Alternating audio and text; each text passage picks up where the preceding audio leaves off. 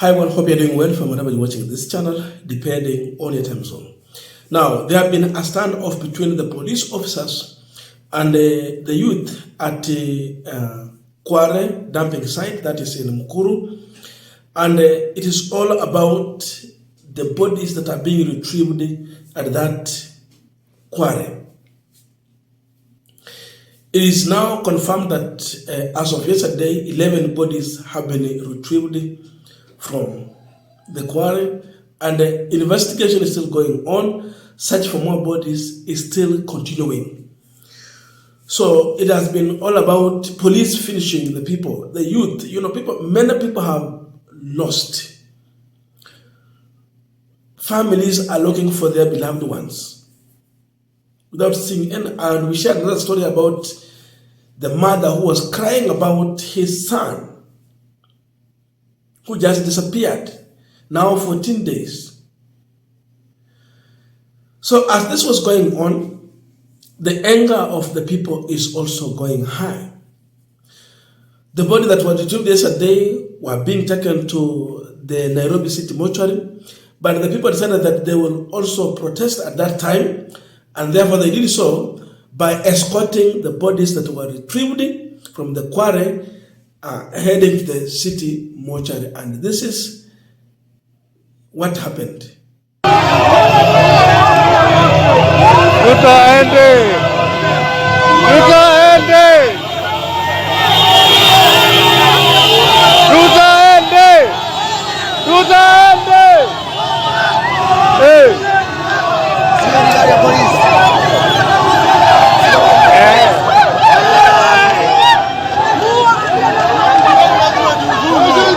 Ruto ende!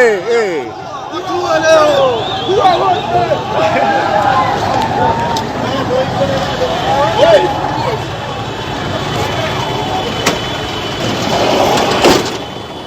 Nifunge tena. Ruto must go! Ruto must go! Sakaya shuka! Ruto must go! Sakaya shuka! Ashuke! Ashuke!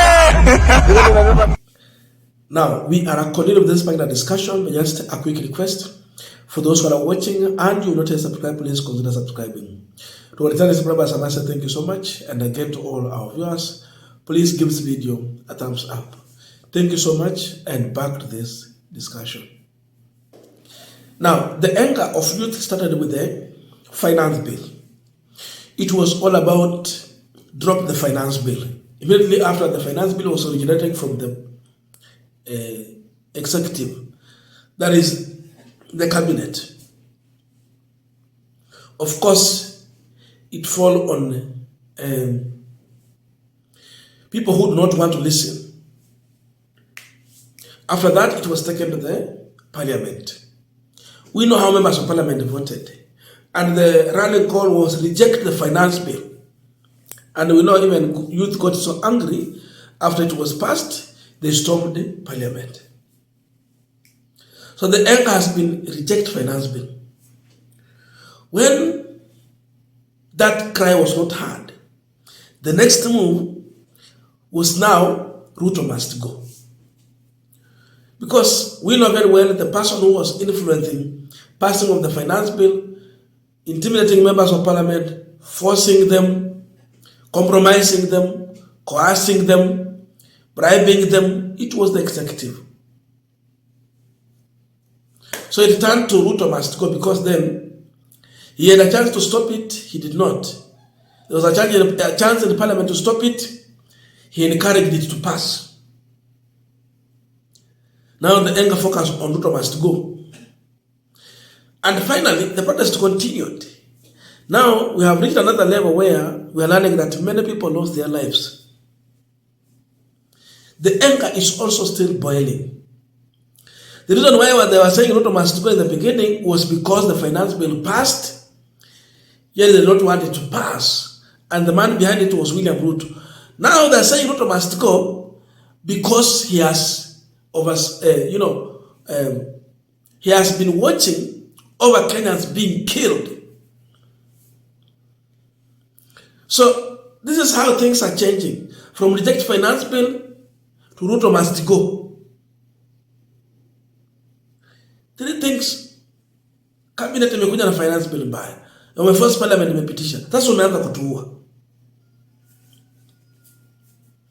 That's how now we are in this country. Police have a case to answer. Those who are on ground. But as the police have a case to answer, Adamson Bungei, the Nairobi commandant, he's the one who was giving directive because he's in charge. This man must follow the suit and do justice to resign the same way Japhet Koome resigned. And resigning is not enough. He should have a case to answer. Then we come to Koome. In as much Koome has resigned, that is not enough. The other time, he was taken to Hague. It was like a joke. But this time around, this man, lazima afatiliwe. He should have a case to answer. He was the IG of police, Inspector General. There was a chance they could give orders to stop what happened. We have seen very sad videos that we cannot even share here. People have been butchered. They carry in sacks. Wameweka ndani ya magunia. Yani umeua mtu ukakuja ukaingiza kwa gunia. Juu gunia moja imepewa watu ngapi. Videos zingine you cannot share here because of YouTube guidelines. But very sad, so heartbreaking videos. The images you see, yani ni mbaya tu. Unyama wa ajabu. Japhet Koome is inhumane. Na hapo bado haitoshi. There was minister in charge, the interior CS, Kithure Kindiki. At one point, Kithure Kindiki told Raila Odinga, it was a threat, in 2023, we will meet you with full force. Now we know how they have descended on Gen Zs with full force. Kindiki has a case to answer. And if any of these individuals were forced to do what they were doing unwillingly, they also had a chance to resign. None of them resigned. That means they were in agreement with the orders they were getting, if it was from above or from where. It means both of them were in agreement. Otherwise, there was a chance for Kindiki to resign if he did not agree with these orders, rather than keeping quiet when all this was happening in this country. There was a chance for Koome to resign at that time before many were butchered. If Bungei was not part of this, he had a chance to resign. Police officers too had a chance to do the same. But none of them resigned. Therefore, wabebe msalaba yao. There will be no justice if these people will not have a case to answer.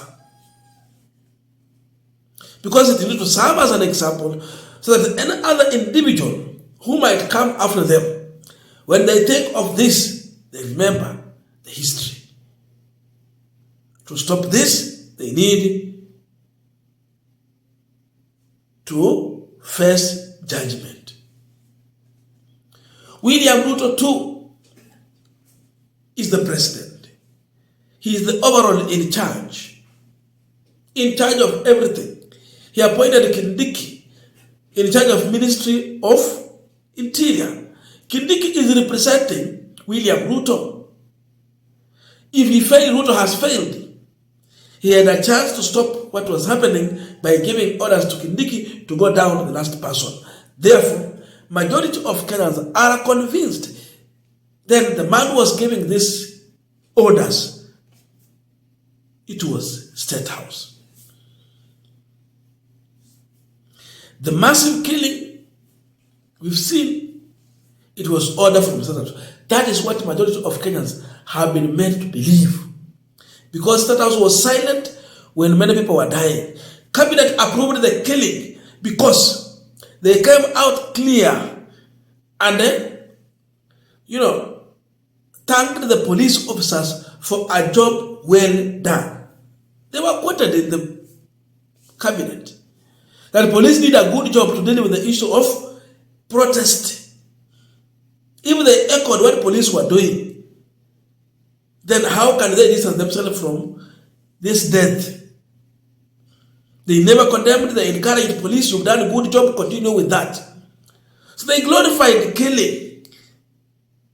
They glorified massacre of Kenyans.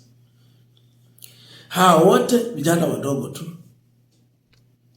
So it is a very sad moment in this country whereby young people can just lose their life because they were defending their right. The issue of sacking the cabinet is not enough to heal this country. Both Ruto, Gachagua, and everyone in this government should go home. People are saying we will be in a constitutional crisis. Let it be. Hata judiciary itazashikilia kwa muda tufanye uchaguzi mwingine. But none of this individual has clean hands. We never saw Gachagua coming out openly and warn police on mass killing. He never defended the youth. So he's part of this because a beneficiary. Alijua akipiga kelele pia yeye basi atapoteza. So the entire administration has caused problems in this country. And this protest might not be stopped anytime soon. In fact, they are just adding the anger among the youth. So wakifikiria kufuta ministers imetosha kusimamisha maandamano, haijatosha. They must come out clear and explain to Kenyans how the killing happened without their knowledge.